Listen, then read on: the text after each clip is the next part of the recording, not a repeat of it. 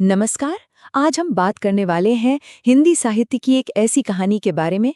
एक ऐसी कहानी जो प्यार, त्याग और समाज के बीच की कश्मकश को दिखाती है। नाम है गुनाहों का देवता। कहते हैं कुछ प्यार पूरे नहीं होते लेकिन इंसान को पूरा तोड़ देते हैं। और बस इसी एक लाइन में आप कह सकते हैं इस पूरी कहानी का दर्द छिपा है। ये एक ऐसे ही प्यार की दास्तान है जो कभी पूरा तो नहीं हुआ, पर हाँ, इसमें दो जिंदगियों को हमेशा हमेशा के लिए बदल कर रख दिया। तो चलिए, आज हम हिंदी लिटरेचर की शायद सबसे दर्दनाक प्रेम कहानियों में से एक को समझने की कोशिश करते हैं। और ये सिर्फ दो लोगों की कहानी नहीं है। नहीं, ये कहानी उस समाज की भी है जो प्यार पर पहरे लगाता है। तो कहानी के दिल में हैं दो लोग, चंदर और सुधा। लेकिन ये सिर्फ उनके प्यार की कहानी नहीं है, बल्कि एक तरह का सवाल है कि कैसे समाज और कभी-कभी हम खुद ही प्यार जैसी मासूम चीज को भी गुनाह समझने लगते हैं। अब इन दोनों किरदारों को जरा देखिए। एक तरफ है चंदर, पढ़ा लिखा है, सेल्फ रिस्पेक्ट वाला है, पर गरीब है। और दूसरी तरफ है सुधा, एक अमीर संस्कारी परिवार से, जिसके पास कहने को तो सब कुछ है सिवाय एक चीज के, आज़ादी। और यही जो फर्क है ना दोनों के बीच, अमीर गरीब का, यही उनकी पूरी कहानी की जड़ है। तो सवाल ये है कि इन दोनों के बीच प्यार पनपता कैसे है। उनका प्यार कोई जोर शोर वाला नहीं था। वो तो खामोशी में पैदा हुआ था, एक गहरी खामोश समझ से।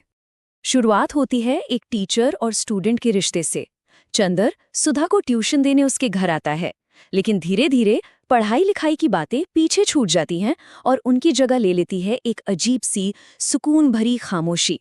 और कमाल की बात यह है कि इसी खामोशी में वो दोनों एक दूसरे से वो सब कुछ कह जाते हैं जो शायद जुबान से कहना मुमकिन ही नहीं था। तो फिर ये प्यार कभी जुबान पर क्यों नहीं आया? वजहें बिल्कुल साफ हैं। चंदर को अपनी औकात पता थी। वो जानता था कि ये समाज प्यार से पहले हैसियत पूछता है। और सुधा, वो बेचारी परिवार की इज्जत, मान मर्यादा और डर की जंजीरों में बंधी थी। मतलब दोनों के लिए चुप रहने के सिवा कोई और रास्ता था ही नहीं। लेकिन देखिए, हर खामोशी एक न एक दिन तो टूटती ही है। और इनकी कहानी में भी वो मोड़ आता है जब समाज और उनका ये अनकहा प्यार आमने सामने आकर खड़े हो जाते हैं। और वो मोड़ क्या था? सुधा की शादी। उसके घरवाले उसकी शादी एक अमीर और उनके हिसाब से काबिल लड़के से तय कर देते हैं। और बस यहीं से इस कहानी का सबसे दर्दनाक हिस्सा शुरू होता है। और यहाँ जो होता है ना, वो सच में चौंकाने वाला भी है और दुख देने वाला भी। चंदर का फैसला, वो लड़ता ही नहीं है, कोई विरोध नहीं करता, बस चुपचाप सब कुछ मान लेता है। और उसका ये त्याग असर में दोनों की बर्बादी की वजह बन जाता है। चंदर के इस एक फैसले के बाद कहानी एक बहुत ही अंधेरे रास्ते पर निकल पड़ती है। वो खुद को ही अपने प्यार का, सुधा की हालत का गुनहगार मानने लगता है। और यहीं वो बन जाता है गुनाहों का देवता। मैं गुनाहों का देवता हूं, ये सिर्फ एक लाइन नहीं है। नहीं, ये चंदर का खुद के लिए एक ऐलान है, एक सजा है जो उसने खुद को दी है। वो ये मानने लगता है कि सुधा से प्यार करना ही उसका सबसे बड़ा गुनाह था। और अब वो इसी गुनाह का देवता बनकर अपनी बाकी जिंदगी जिएगा। और इस एक फैसले की कीमत चुकानी पड़ती है दोनों को। सुधा की शादी तो हो जाती है, पर वो कभी खुश नहीं रह पाती। और चंदर, वो जिंदा तो है पर जी नहीं रहा। उसकी रूह तो जैसे मर चुकी है। वो बस एक जीती जागती लाश बन के रह गया है। और खुद को सजा देने का उसने जो रास्ता चुना, वो था खुद को तबाह करने का। शराब, अकेलापन और फिर बीमारी, ये तीनों चीजें उसे अंदर ही अंदर दीमक की तरह खाने लगती हैं, खोखला कर देती हैं। वो जानबूझकर धीरे धीरे खुद को खत्म कर रहा था। तो मतलब जिसे दुनिया एक बहुत बड़ा त्याग, एक महान सैक्रिफाइस समझ रही थी, वो असल में क्या था? एक धीमी, बहुत दर्दनाक खुदकुशी। उसने अपने प्यार को बचाने के नाम पर खुद को ही मिटा डाला।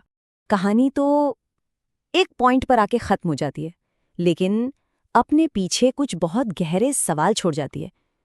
जैसे कि क्या चंदर ने जो किया वो वाकई त्याग था, या फिर ये खुद को और सुधा को दी गई एक उम्र भर की सजा थी? और पता है, इस कहानी की सबसे बड़ी बात यही है कि इसमें कोई हीरो या विलेन है ही नहीं। कोई नहीं जीतता, कोई नहीं हारता। आखिर में बचते हैं तो सिर्फ कुछ ऐसे सवाल जो दिल में चुभते हैं। सबसे पहला और सबसे बड़ा सवाल तो यही उठता है, क्या प्यार करना सच में कोई गुनाह है?